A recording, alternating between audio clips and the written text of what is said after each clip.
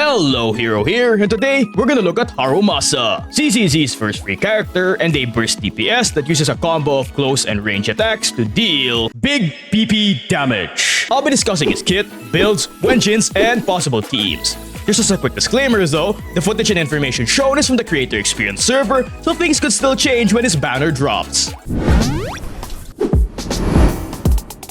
Let's start with these little balls called Electro Quivers, which are important since all of his combos start with generating these with his various abilities. His basic attack 5 generates 2 Electric Quivers, but if you use it after a chain attack, it generates 6.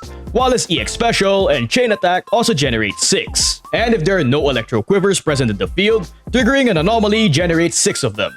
Just note, only 6 of these Electro Quivers can be present at a time. You can detonate Electro Quivers into tracking projectiles using 2 methods. The first is with his charge attack, Falling Feather, and the second is if you try to use his abilities to generate more Electro Quivers even if you already have 6 in the field.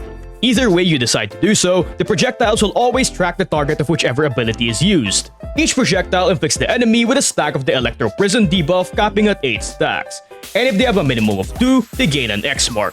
And whenever an enemy has this mark, Harumasa will enter his Awakened mode. While Awakened, Harumasa can use his enhanced dash attack on an enemy with an X, which by the way is his main way of dealing damage. Each hit of the enhanced dash attack also consumes 2 stacks of the Electro Prison debuff, meaning at M0, at most you can only hit an enemy a maximum of 4 times before the X disappears and Harumasa leaves his Awakened state. So TLDR, to play Harumasa, first you generate Electro Quiver balls, detonate said balls by using his charge attack or other abilities, and finally, you finish off with his enhanced dash attack. Now, there are actually a lot of combos you can do with Harumasa with this gameplay mechanic, but here are some examples that I personally use. The first is his short combo, which is started by generating Electro Quivers with an anomaly or by chain attacking into Harumasa, which is followed by a charge attack into an enhanced dash attack combo, then an EX Special into a charge attack, then finishing off with a final enhanced dash attack. As for his long combo, it can only be started by chain attacking into Harumasa, which is followed by an EX Special into an enhanced dash attack, then a charge attack into another enhanced dash attack, then into a BA5 combo followed by a charge attack, finishing off with a final enhanced dash attack. Now, these are only simple combos that even my skill issue ridden ass can perform, but I'm pretty sure there are more optimal ones for damage out there. However, just like me, not everyone may be skilled enough to perform said combos. And it's also worth noting that the combos you perform with him also tend to change to better suit the comp you're running. For example, if you plan to run him with Rina, you'd have to use shorter or faster combos while quick swapping in order to take advantage of her buffs. Whereas if you're running him in a stun hyper carry comp, you'd be able to get away with longer combos. So in my opinion, just experiment with him to find a combo that works for you and the team you're running. But moving on to his core skill, starting with his additional ability, which gets activated when he's paired with either an anomaly or stun character. This ability not only makes his charge attack apply 2 stacks of Electro Prison, but he also gains a 40% damage buff when attacking stunned or anomaly afflicted enemies. This ability not only increases his damage, but it also makes it easier to execute 4 enhanced dash attacks. But keep in mind, you should only start your Harumasa's damage rotation when an enemy is stunned or has an anomaly. Otherwise, his damage output drops by quite a bit. As for his core passive, it gives a permanent 25% crit rate buff to his enhanced dash attacks. And whenever he deals a critical hit, it gives him a stack of the Gleaming buff, which buffs his enhanced dash attack's crit damage by 12% per stack. At full stacks, this gives his enhanced dash attack a whopping 72% crit damage buff if you hit 6 crits within 2 enhanced dash attacks. It is very important that you can reliably crit to get this bonus consistently. Otherwise, his damage output can drop or become inconsistent. So I recommend getting as close as to 100% crit rate as possible, and this ability's crit rate buff helps with this. For his skill priority, level up his core skill first, then his dodge to improve the damage of his dash attacks, then his skill and basic attacks, then his ult, and finally his assists. You use both his skill and basic attacks fairly often for most of his combos, so it's up to you to decide which one you want to level first. Just note, the projectile from Electro Quiver scale off basic attack level. But with this kit out of the way, let's talk about his Mindscapes. His M1 increases the stack limit of Electro Prison from 6 to 14, and detonating Electro Quivers now results in 2 tracking projectiles instead of 1. This increases the number of enhanced dash attacks you can do in one cycle, going from 4 to 7 hits. Of course, this just means higher overall damage, while also opening up the possibility for new and longer combos. His M2, on the other hand, gives him a stack of the Electro Blitz buff every time he uses his ult or chain attack, with the buff increasing his enhanced dash attack's damage by 50% as long as it's active. Just note, you consume one stack of Electro Blitz after every hit of a dash attack. This Mindscape gives a bit more incentive to include his ult in the beginning or somewhere in the middle of his combos, since it does provide a good damage increase for his enhanced dash attacks. While his M4 increases Electro Prison's duration to 20 seconds, his enhanced dash attacks now regen 30 decibels per hit, and after he uses his ult, every enemy on field gains 14 stacks of Electro Prison. This makes his ult easier to get, and it does give a bit more incentive to use it since it does apply 14 stacks of Electro Prison on every enemy, allowing Harumasa to use his enhanced dash attack on every enemy on the field. And finally, his M6. If the projectiles of his Electro Quivers hits a stunned or anomaly-inflicted enemy, Harumasa will ignore 15% of the target's Electro Res, and after every 12 Electro Quiver projectiles, it generates an explosion that deals huge Electro damage. As usual with M6s, this allows him to deal massive damage, with the Electro Res Ignore allowing his enhanced dash attacks to absolutely destroy enemies. But the cool thing is, the tactical nuke from his Electro Quivers allows him to squeeze in quite a bit of damage in his rotations. But with his Mindscapes out of the way, let's talk about possible Wenjin options. Harumasa's signature Wenjin, the Zanshin Herb Cage, gives him a whopping 48% crit damage, 10% crit rate, which gets increased to 20% when an enemy is stunned or gets inflicted with an anomaly, and a 40% electric damage buff for his dash attacks. The crit and electric damage boosts of course are good bonuses for allowing him to deal massive damage. But the important thing about this Wenjin is its 20% crit rate buff allowing for more consistent crits to get his passives buffs. With that being said, Brimstone is a good 5-star option. At max stacks, including its main stat, he can get up to a bonus 58% attack from this engine alone, which of course enables Harumasa to deal massive damage. And it's not that hard to get max stacks because he uses a lot of basics and dash attacks in his combos anyway. Aside from this, 5-star crit Wenjins like Zhu Yuen or Ellen's can work as good stat sticks if you only care about getting crit stats for him. But there's really no need to do so since he has a lot of good 4-star options, with the free-to-play 4-star Marcato Desire being his best 4-star option. You can get this from one of the events during patch 1.4 and it perfectly synergizes with Harumasa. First of all, like his signature, it gives 20% crit rate, which is pretty good considering this is a free Wenjin. Aside from this, it gives a 19.2% attack buff as long as you use your EX special or chain attack on an enemy with an anomaly,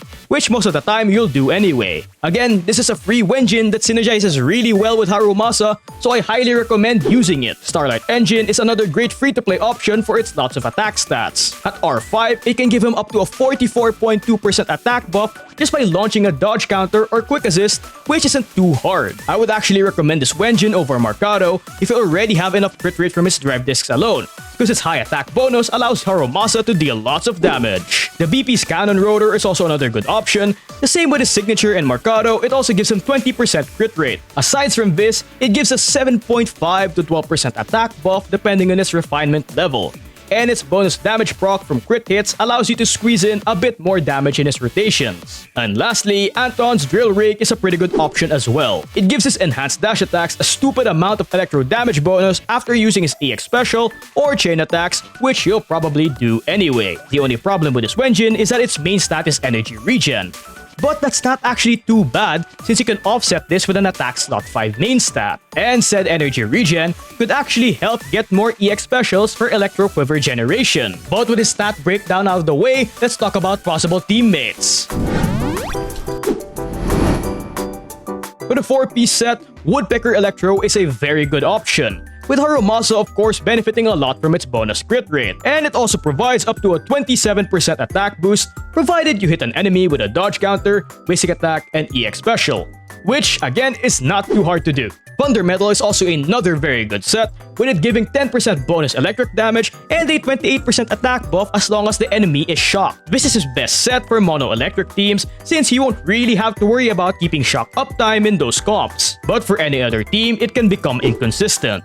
As for the 2-piece set, it's pretty flexible. If you're not using it as a slot 4, you can use Woodpecker Electro for its bonus crit rate. But aside from this, 2-piece attack, 2-piece electric, 2-piece pen ratio, and even a 2-piece of the new Branch and Blade song for bonus crit damage can all work. Just use whichever has the best substats. But with his possible drive discs out of the way, let's talk about stats. For main stats, you want crit stats for slot 4, preferably crit rate, electric pen or attack for slot 5, and attack percent for slot 6. For the slot 5 main stat, it honestly depends on the team or Wenjin you're running. If you're using him with Rina, a pen slot 5 and other pen sources would be really good for ignoring a big chunk of the enemy's defense, allowing for big damage. And if you're running his signature or Anton's drill rig, an attack main stat would be better since they give so much bonus electro damage it starts to get diluted. So you'd end up getting diminishing returns with an electro slot 5, which is especially the case at higher refinement levels. As for substats, you mainly want to focus on crit rate first, then crit damage, then attack percent, then finally flat pen or attack. Like I said earlier, for him to consistently get his buffs, you want to get as close as you can to 100% crit rate as possible. But you only really need to get 75% crit rate since his core passive already gives him 25 bonus crit rate. But this isn't actually too hard to do. If you're running Woodpecker Electro as either the 2 or 4-piece set, a crit rate main stat, and a 20% crit rate Wenjin, you already have 52% crit rate. And if combined with his passive, he has 77% with no crit rate substats. So if you're running that setup, you only really need 23% crit rate from substats to get 100, which isn't too hard to get with a few crit rate substat rolls. Anomaly proficiency does improve the damage of his shock anomalies or disorders if you're running him in an anomaly comp, so it's not that useless if you get some due to terrible drive disc RNG. But just don't go out of your way to get some, since most of his damage doesn't come from his own shocks and disorders. But with his stat breakdown out of the way, let's talk about possible teammates.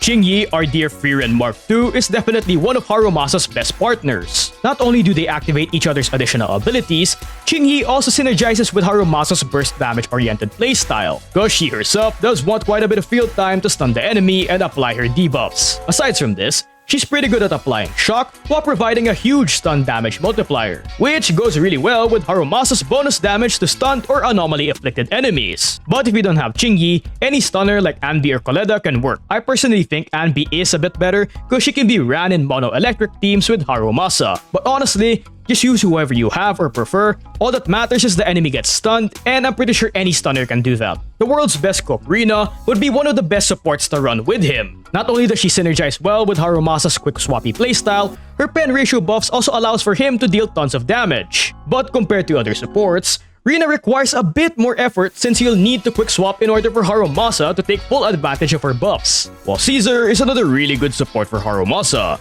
She gives an attack buff, shields for more comfy gameplay, and a damage taken debuff to enemies, allowing for more damage. But if you don't have Rina or Caesar, Lucy is a really good alternative, with Lucy technically being a free unit that gives a good party-wide attack buff. Plus, her rotations are really short, which is pretty good for quick swap comps. Nicole is also a good option for beginner comps, with her defense shred allowing Harumasa to do more damage. Plus, you don't really have to worry about activating her additional ability, so you can pair them together with whoever you want. Seth can work with him in certain comps. His shields of course help with survivability, but the main benefits he gives Harumasa is the bonus AP in order to improve his or his teammates' anomaly or disorder damage if you plan to run him in an anomaly comp. But speaking of anomalies, Yanagi is a really good unit to run with him. She can apply shock really fast, generating electro quiver for Harumasa while also dealing good disorder damage. The notable thing is, they work really well together either if you want to play Yanagi as an on-field DPS or in a quick swap playstyle. Either way,